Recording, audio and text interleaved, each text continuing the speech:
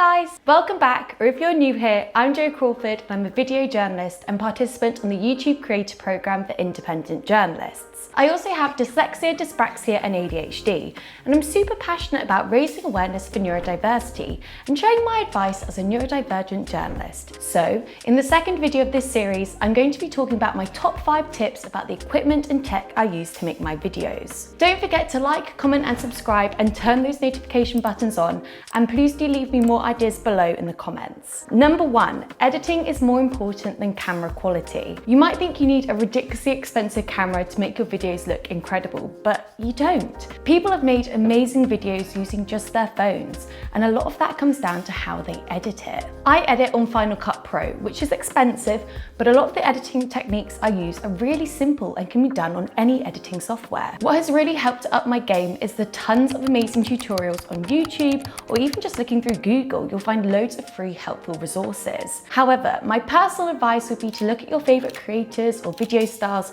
and work out what exactly it is you like about them and see how you can take inspiration from them and put it into your own work. Number 2, teleprompter. I mentioned it in my last video and I'll never stop mentioning it, but buy a teleprompter. But what I didn't mention last time was that I use this teleprompter app. It's free, so easy to use, and you can even record a video on your phone while using it. Number 3, Envato Elements. So I subscribe to Envato Elements and I pay them monthly to use their content. They have a huge collection of stock footage, video templates, music, sound effects, photos, etc. I use so much of their stuff. I definitely get my money's worth, and I think it really helps to improve the quality of your videos. Plus, it's a massive time saver as you don't need to go out and shoot the footage yourself. Number 4, online resources.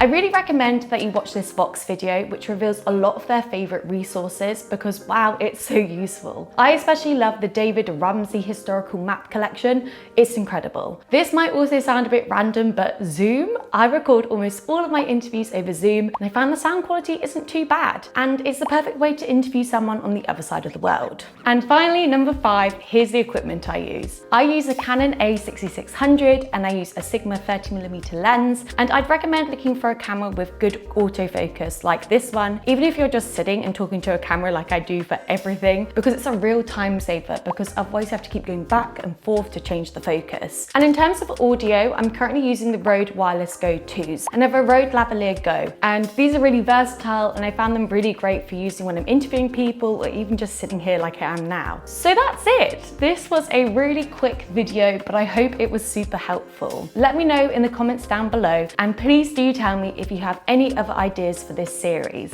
Thanks for watching. Bye!